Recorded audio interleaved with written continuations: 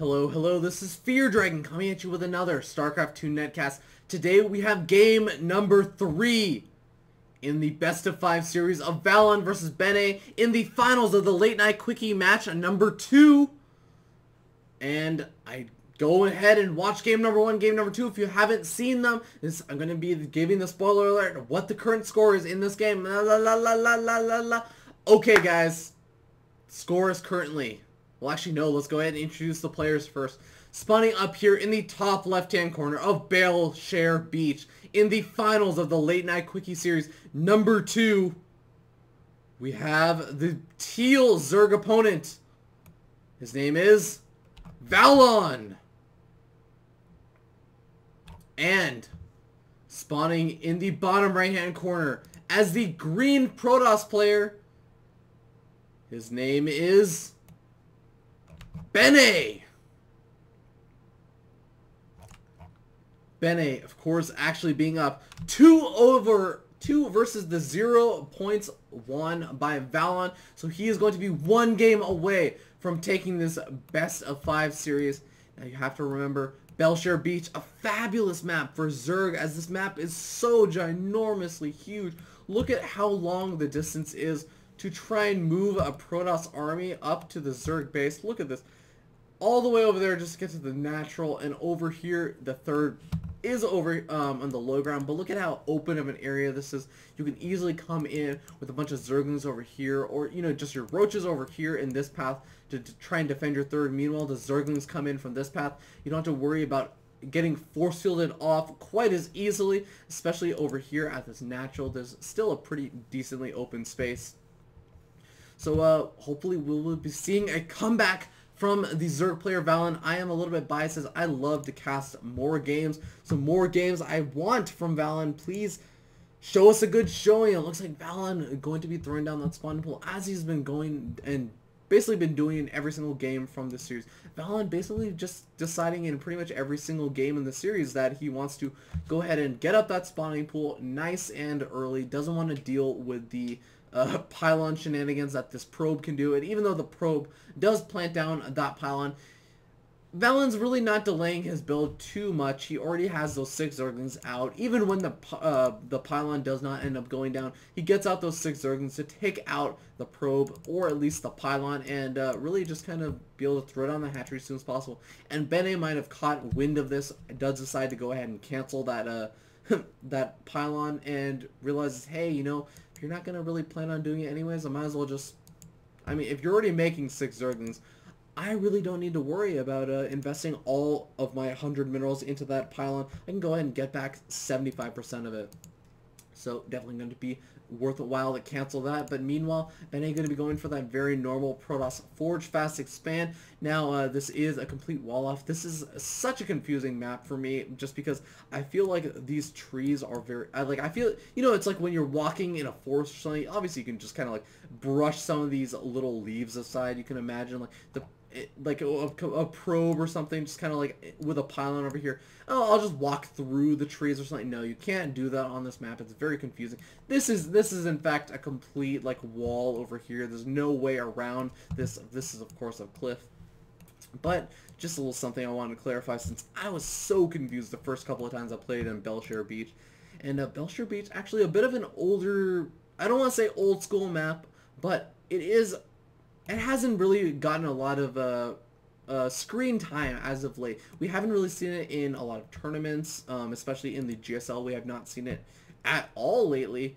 And we also don't see it really on the ladder, so not a very highly played map, and that could definitely impact both these players' builds. And, just especially for a Protoss player, when you are not very prepared for the fact that you will have to move all the way across this very long distance on the map, you might actually end up choosing a build that maybe isn't the best optimized for the map. So hopefully we see that Bennay has at least try and play this map a little bit, and does have a little bit of sense of familiarity with the map, and does end up choosing the right builds that won't disadvantage him too much. But at the same time, we also hope that Bennay is able to appropriately defend his third, as it looks like in the past or sorry, Valon will probably be able to defend his third, as in the past, Bennay has been going for those big 2-base aggression timings. In the last game, we ended up seeing Bennay go to that 3rd base, but we did end up, or sorry, actually no, in the last game we ended up seeing a 5-gate Blink Stalker with a robotic facility potential for a timing. Ended up even getting out that +2, but ended up canceling his 6th gateway at the last second. Just deciding, you know what, I'm just actually going to play it a little bit safer based on what I've seen. You know, my opponent is getting out a huge number of Zerglings and those Roaches. Don't want to actually try and take the risk and end the game right then. So we did end up seeing Bennay try and transition into that 3-base timing push, and it ended up working out quite well for him. But we're going to have to wait and see what exactly Bennay is planning this game, as you know, he could be trying to throw in a big mix-up in this game. He does have currently about 6 gateways down and a robotic facility. Oh no, so 5 gateways down and a robotic facility. And there goes that Templar Arc, or sorry, that Twilight Council. So it looks like we might be seeing a very similar build to the last game. Would likely be expecting to see that +2 there. Oh, actually no, going for that armor upgrade instead. A very interesting decision, as generally those Protoss players these days do like to go for the +2 weapons before they even begin to research that armor. So we're going to have to wait and see what Bennay has planning at this point in time. Looks like for now, Valon going to go ahead and start popping out a couple of Roaches just for that defense that I have talked about in, I think it was game number 1, where, you know, you just want to prepare for all the different kinds of timing pushes that a Protoss player can do around this time in the game, anywhere between, say, like around late 8 minutes and early 12 minutes. I would say is the general timing. 12 minutes getting very, very late for any pushes, but getting out these Roaches around now, you can deflect a lot of those Zealot heavy timing pushes and be prepared for the 10-minute timing push that Protoss players love to do. But in the meanwhile, we will be seeing that layer finishing up. We're going to have to see if Valon decides to go for any kind of Spire again for this game. Maybe an Infestation Pit just like last game, but I don't think that he really fully got to utilize that Infestation Pit in that last game, as only he really popped out 2 Infestors. Got some, I actually don't even really recall any big fungal growths going down that really seem like a big deal. So hopefully he will be able to take a better advantage of that in this game. And it looks like he actually ended up losing an Overlord, of course. One of the poor jobs of an Overlord is basically to sacrifice your life for the Swarm. Go ahead and run directly into the fire of lasers from these little stalkers over here. But we'll end up seeing what he actually saw. And it looks like he ended up, wow, that's actually a really solid scout out from Valon. End up seeing the Twilight Council and the robotic facility. Does know that these 4 gateways are here, and of course can expect that there is that 5th gateway over at the entrance, as it's a pretty standard part of that wall off. And we're going to end up seeing how Valon decides to react. He did end up seeing this in the last game, so he will be able to have a little bit of a better idea and understanding of what his opponent is going to be going for. Now we do see just the regular old upgrades that he was getting in the last game. Galileo Reconstitution droning up a little bit, getting that +1 missile attacks, and that burrow. It looks like no, actually opting out of the +1 Carapace upgrade in this game, at least at the same timing as the last game. But we will end up seeing if he will have enough Roaches to defend this time. Hopefully the force fields won't be quite as good for Bennay in this game, as especially on GSL Daybreak. I think he had fabulous force fields and pretty good positioning, and really ended up hurting Valon so very much. But on this map, the map is much wider. It will be a little bit more difficult to find one of those chokes, especially with the positioning of this army. He might be in a great position, but it looks like Bennay is moving out across the map with just two base army. Might be looking to be taking a 3rd in the near future, but he's definitely going to be looking to do some aggression in this engagement over here. Does throw up the Guardian Shield, is going to be preparing for this big army. It looks like there are not going to be enough Zerglings and Roaches. I hate to say it, guys, but this is definitely not going to be enough to clean up the army of Bennay, especially with these 3 Immortals doing massive amounts of damage, especially with that +1 weapons upgrade. This Immortal already up to 8 kills. Wow, Valon already just leaving the game, does not want to play it out. So we see a little bit of a, an amateur Idra over here from Valon, deciding that, you know what, these games are just not worth playing out. And this decision right here, I really have to disagree with on Valon, but wonderfully played from Bennay. Bennay definitely handling all of these games very well with all of his timing pushes, and really just making sure that all of his timing pushes that he decided to do were very, very strong. None of them really were lacking anyway. None of them were really like easily defended, or, you know, no really big mistakes coming out from Bennay. But you know what?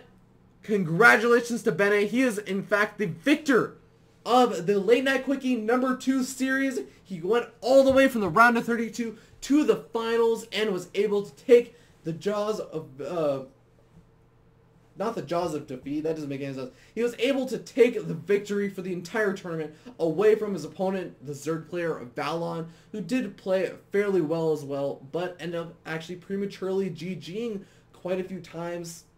You know, not really willing to stick it out toward the end, but still very well played by both of the players, and very well played by Bennay. Congratulations to you, Bennay, for showing us all these great games and being able to take the entire tournament. So with that, we actually conclude the Late Night Quickie number 2 series. Sorry guys, I know that a lot of these games end up being a bit one-sided, I would say. But still, we did get to see some really cool builds, especially with Bennay's Warp Prism drop that he almost got to do. He ended up not killing a single unit with that Warp Prism Sentry drop into Valon's main.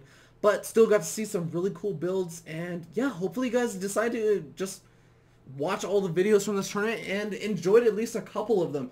So yeah, and actually if you guys enjoy watching these videos, go ahead and participate in the next Late Night Quickie number 3. I couldn't exactly tell you exactly when it is, but when I do get wind of when that is happening, I'll definitely make sure to make a little bit of an announcement about that.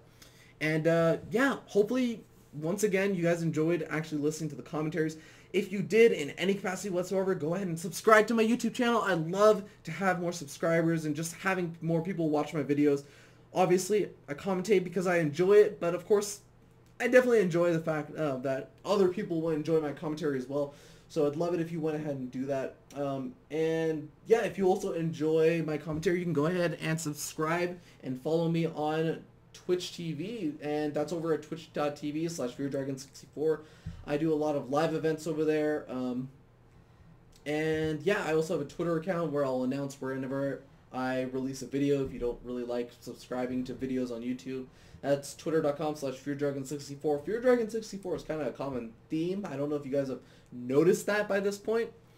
But yeah, that's basically going to wrap everything up. Just be looking forward to regular games from this point on. Just going to be casting all the replays that you guys send me. And actually, speaking of which, you guys can actually send replays that you want casted. This is your replays, guys. So your replays will be casted if you send them to feardragon64@gmail.com. That's feardragon64@gmail.com. Please send me them. I love to see great games. Please send me really good games. I will cast, like, you know, games that you find that there is something interesting in it. I will not be casting Nexus Word Wars. I've actually been asked to do that quite a few times. It's really difficult, though. I've tried it. It's really difficult. Maybe another time, but for now, any regular old StarCraft games I'd love to see. And 2v2s definitely included in that. But that is going to wrap everything up. I will not keep you guys here any longer. So thank you so much for tuning in, and I will see you guys next time.